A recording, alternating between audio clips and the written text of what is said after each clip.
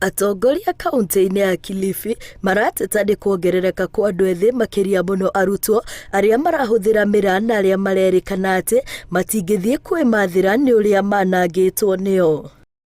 Ũndũ ũyũ arĩguo ũtũmĩte MC aingĩ kaunti-inĩ ĩno mahĩtũkie watho wa kuongerera igoti rĩa mĩraa na mũgũka, watho ũrĩa ũtigarĩtie o gwĩkĩrwo kĩrore nĩ gavana wa Kilifi Amason Kingi. Tunakuomba kwa unyenyekevu, si hatuna shida, sisi niangalie mambo wanasema ushuru uwekelewe ushuru mkubwa, hatutaweza kufanya hii biashara. Na bwana Kingi, wewe ni gavana wetu, tukishindwa kufanya hii biashara njameni, hawa watoto wetu watashindwa kusoma. Itua rĩrĩ rĩtumũrĩte mawoni matiganĩte kuma kũrĩ aikari a Kilifi, kũrĩa endia ayo marauga nĩ itua rĩgũcũngĩrĩria gũkua kwa biashara ciao iria nĩcio mehokete. Kusema ukweli ndio kazi tunategemea.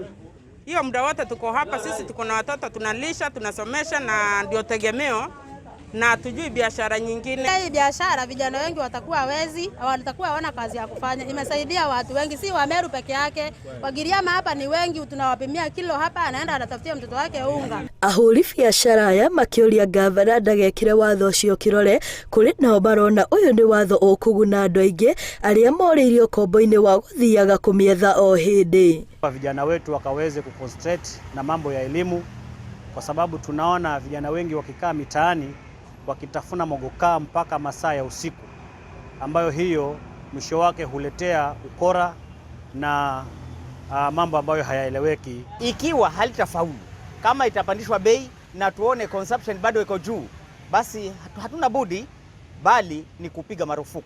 Itanya rĩa thirikari ya kaunti ya Kilifi nĩ gũtigĩrĩra thogora wa mĩraa ũrĩ igũrũ, ũndũ ũrĩa ũkũhingĩrĩrio na ciana cia thukuru gũkorwo ikĩhũthĩra.